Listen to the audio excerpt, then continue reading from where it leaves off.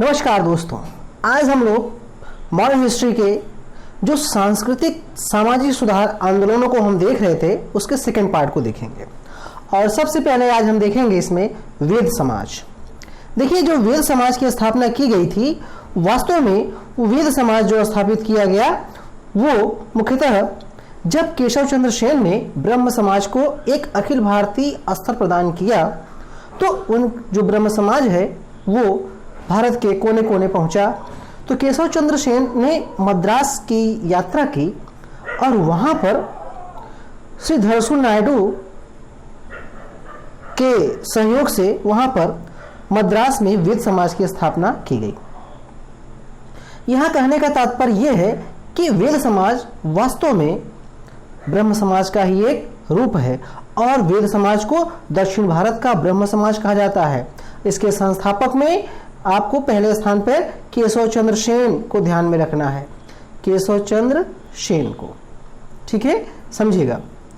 और श्री धरसु नायडू जी भी इसके संस्थापक में हैं, ठीक है। तो आपको ऑप्शन में ध्यान रखना है, पहले नंबर पर केशव चंद्र सेन को ध्यान रखना है, ठीक है, क्योंकि इन्होंने जो यात्रा की, इस यात्रा के द्वारा ही ये वेद समाज स्थापित हो सका, ठीक है।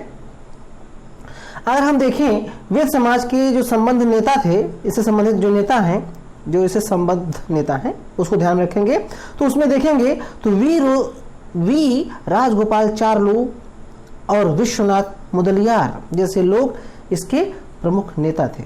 जी हाँ दोस्तों, विश्वनाथ मुदलियार। तो वेद समाज वास्तव में ये ब्रह्म समाज का एक रूप है, ठीक है। ब्रह्म समाज जिसके संस्थापक आप जानते हैं कि राजा राम मोहन राय जी थे। आगे बात करेंगे हम एक नए आंदोलन की, यंग बंगाल आंदोलन। जी हाँ दोस्तों, यंग बंगाल आंदोलन हेनरी विवियन डेरिजियो इसके संस्थापक थे, हेनरी विवियन डेरिजियो।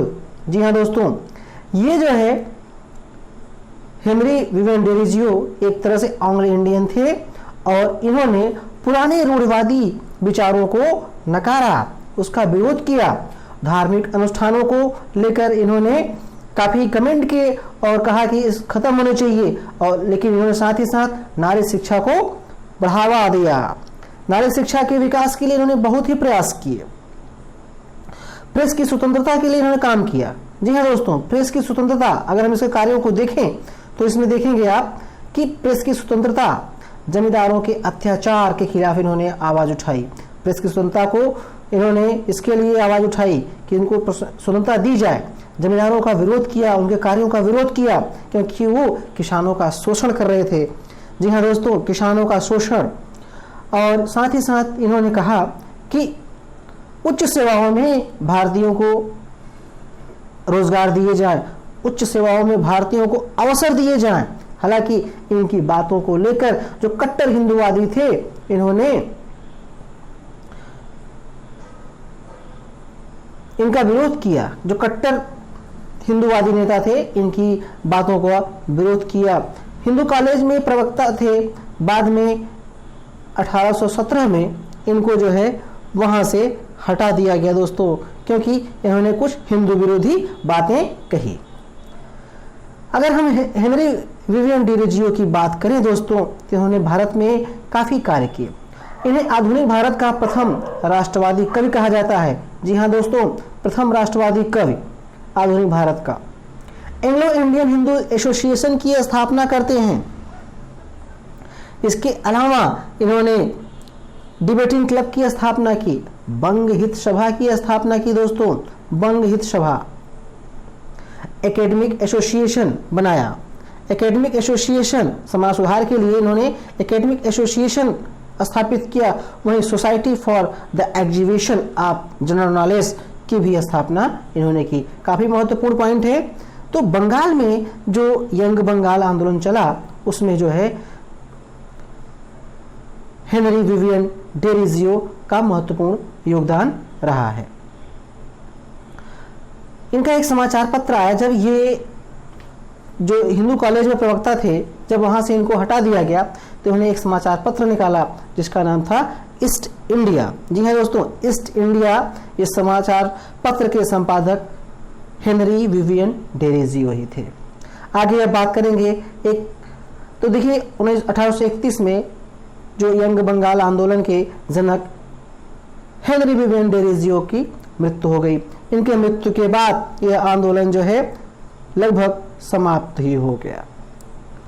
नेक्स्ट,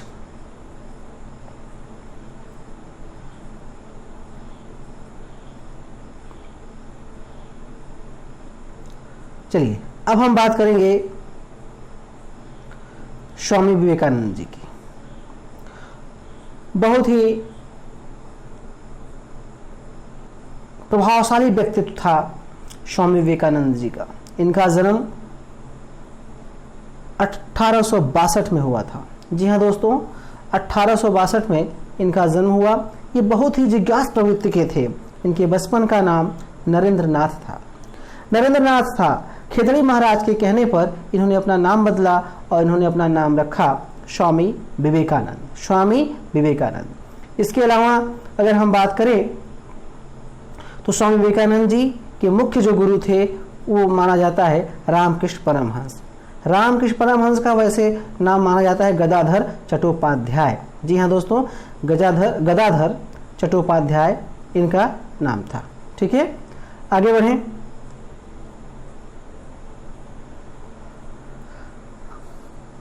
देखिए दोस्तों, जो 1893 में अमेरिका के शिकागो में जो प्रथम धर्म सम्मेलन हुआ था उसमें स्वामी विवेकानंद जी ने भाग लिया और वहां पर एक ओजपूर्ण भाषण दिया जिससे समस्त अमेरिकी जनता इनकी जो है मोह में, इनकी मोहनी विद्या में फंस गई।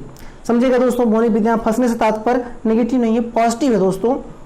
कहने का तात्पर्य यह है इतना इनका भाषण सम्मोहनपूर्ण था कि लोग उसमें जो है एकदम मंत्र मुग्ध हो गए।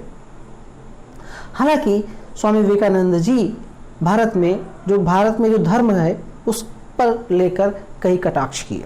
उन्होंने कहा भारत में धर्म जो है रसोई घर में विराजमान है। रसोई घर में अर्थात कहने का मतलब कि आप डिपेंड करता है कि किस बर्तन में किसको खाना दिया जाएगा, अर्थात यहाँ जो छुआछूत की भावना थी उसको इन्होंने उजागर किया। दोस्तों एक महत्वपूर्ण बात बताएं कि सन 1900 में पेरिस में तृतीय धर्म सम्मेलन हुआ था, उसमें भी इन्होंने भाग लिया था। जी हाँ दोस्तों, स्वामी विवेकानंद जी ने दोनों धर्म सम्मेलन में भाग लिया था। उसके बाद 1897 में इन्होंने रामकृष्ण मिशन की स्थापना की। रामकृष्ण मिशन की इन्होंने स्थापना की। रामकृष्ण मिशन जो है वास्तव में ये स्थापित होते हैं आपके दो जगह पे, एक होता है बेल्लूर में और दूसरा होता है अल्मोड़ा में। जी हाँ दोस्तों, अल्मोड़ा और बेल्लूर में। मैं आपको बताऊं कि जो रामकृष्ण मिशन है इसका जो मुख्य उद्देश्य क्या होता था, तो इसका मुख्य उद्देश्य वास्तव में होता था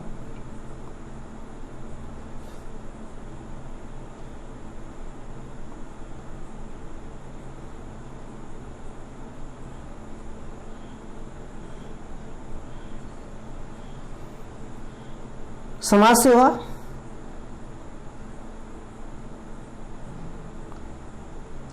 पुस्तकों आदि द्वारा रामकृष्ण परमहंस एवं स्वामी विवेकानंद जी के विचारों का प्रचार प्रसार विश्व में करना था। ठीक है, और ऐसे रामकृष्ण जो मठ था वो ऐसे योग्य और आदर्श सन्यासियों को तैयार करता था जो धर्म प्रचार के मुख्य आधार है। जी हाँ दोस्तों, रामकृष्ण मिशन के बारे में आप जानते ही हैं, बहुत ही चर्चा में रहता है। ठीक है, नेक्स्ट अब बात करते हैं जरा सा। देखिएगा, जो स्वामी विवेकानंद जी हैं इन्हें नव हिंदू जागरण का संस्थापक कहा जाता है। वहीं सुभाष चंद्र बोस जी ने स्वामी विवेकानंद जी को आधुनिक राष्ट्रीय आंदोलन का आध्यात्मिक पिता कहा था। बहुत ही महत्वपूर्ण बात है, आधुनिक राष्ट्रीय आंदोलन का आध्यात्मिक पिता, ये सुभाष चंद्र बोस जी ने कहा था स्वामी विवेकानंद जी को। नेक्स्ट अब बात करेंगे हम लोग एक प्रमुख संस्था की जिसका नाम है थियोसॉफिकल सोसाइटी। बहुत ही महत्वपूर्ण संस्था है थियोसॉफिकल सोसाइटी, इसके बारे में हम लोग अब चर्चा करते हैं।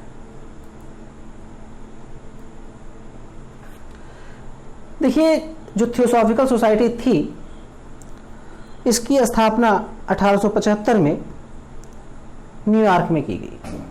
न्यूयॉर्क में 1875 में इसकी स्थापना की गई। इसके संस्थापक में देखा जाए तो मैडम एच.पी. ब्लैटवस्की और कर्नल एम.एस. अलकाट थे। ठीक है, ये जो संस्था थी थियोसॉफिकल सोसाइटी, इसका प्रमुख उद्देश्य होता था कि सभी प्राच्य धर्मों का तुलनात्मक अध्ययन किया जाए, उसमें जो गूढ़ बातें हैं उनका गहन अध्ययन किया जाए, उसको ग्रहण किया जाए। इस बात को लेकर इन्होंने, जो थियोसॉफिकल सोसाइटी थी, इसने काम करना प्रारंभ किया। समझिएगा, वास्तव में इन्होंने, इस संस्था ने भेदभाव का विरोध किया। भेदभाव का इस संस्था ने विरोध करा। जी हाँ दोस्तों, देखिए, जो थियोसॉफिकल सोसाइटी थी इसका जो प्रमुख सिद्धांत था वो था, उसको जानने से पहले हम जान लें, जो थियोसॉफिकी शब्द होता है वास्तव में इसका जो अर्थ है, इसका अर्थ होता है ब्रह्म विद्या। ठीक है, तो ब्रह्म विद्या देखिएगा, तो इसका सिद्धांत जो होता था कि हिंदू धर्म के जो आध्यात्मिक दर्शन है उनका अध्ययन किया जाए, उसे ग्रहण किया जाए, आत्मा और जो पुनर्जन्म का सिद्धांत है उनका पालन किया जाए। जी हाँ दोस्तों, इस सब बातों पर यह थियोसॉफिकल सोसाइटी टिकी हुई थी। दूसरी बात, थियोसॉफिकल सोसाइटी ने प्रकृति और मानव शक्ति के रहस्य की व्याख्या करने का भी प्रयास किया, उसको ग्रहण करने का प्रयास किया। हम बात करें अगर तो 1898 में सेंट्रल हिंदू कॉलेज की जो स्थापना होती है, समझिएगा, इसमें जो एनी बेसेंट जी करती हैं, थोड़ा सा यहाँ पे कुछ बातों को चर्चा करते हैं।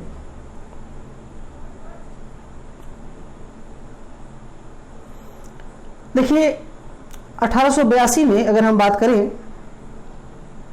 तो 1882 में थियोसॉफिकल सोसाइटी की एक अंतर्राष्ट्रीय शाखा भारत के मद्रास में खोली गई। भारत के मद्रास में खोली गई, समझिएगा।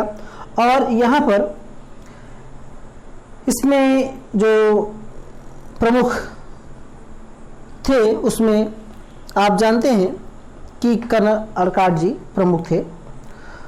1888 में थियोसॉफिकल सोसाइटी के अध्यक्ष सदस्य बनी एनी बेसेंट और 1893 में ये भारत पहुंचती है। 1907 में जब कर्नल अलकाट की मृत्यु हो जाती है 1907 में, तो इसके बाद एनी बेसेंट जी थियोसॉफिकल सोसाइटी की अध्यक्ष बनती है। ठीक है, बेसेंट जी अध्यक्ष बनती, ठीक है, अध्यक्षा। एनी बेसेंट बहुत ही दूरदर्शी नेता थी। इन्होंने भारत में 1898 में सेंट्रल हिंदू कॉलेज की स्थापना की। सेंट्रल हिंदू कॉलेज, ठीक है। हालांकि इसके बाद अगर हम देखें तो ये सेंट्रल हिंदू कॉलेज बाद में मदन मोहन मालवीय के प्रयासों से 1916 में बीएचयू बना, समझिए, बनारस हिंदू विश्वविद्यालय। ठीक है, ये जो है सेंट्रल हिंदू कॉलेज की नींव पर ही खोली गई। आगे अगर हम बात करें तो थियोसॉफिकल सोसाइटी की जो प्रमुख बातें थी आपने देखा। अब हम बात करेंगे एक प्रमुख सुधार, धर्म सुधार की, जिसका नाम है मुस्लिम धर्म सुधार आंदोलन। मुस्लिम धर्म सुधार आंदोलन, इसकी चर्चा अगर हम करें तो आप देखेंगे कि इसमें जो सर्वप्रथम आंदोलन प्रारंभ हुआ उसमें था अलीगढ़ आंदोलन। देखिए, अलीगढ़ आंदोलन के जो प्रवर्तक थे सर सैयद अहमद खां थे। सर सैयद अहमद खां, जिनका कि जन्म 1817 में दिल्ली में हुआ था, ये अंग्रेज सरकार में 1839 में आगरा की कमिश्नरी में क्लर्क बने। ठीक है, 1857 के विद्रोह में ये न्यायिक सेवा में थे, ब्रिटिश सरकार के न्यायिक सेवा में थे, ये ब्रिटिश हिमायती थे।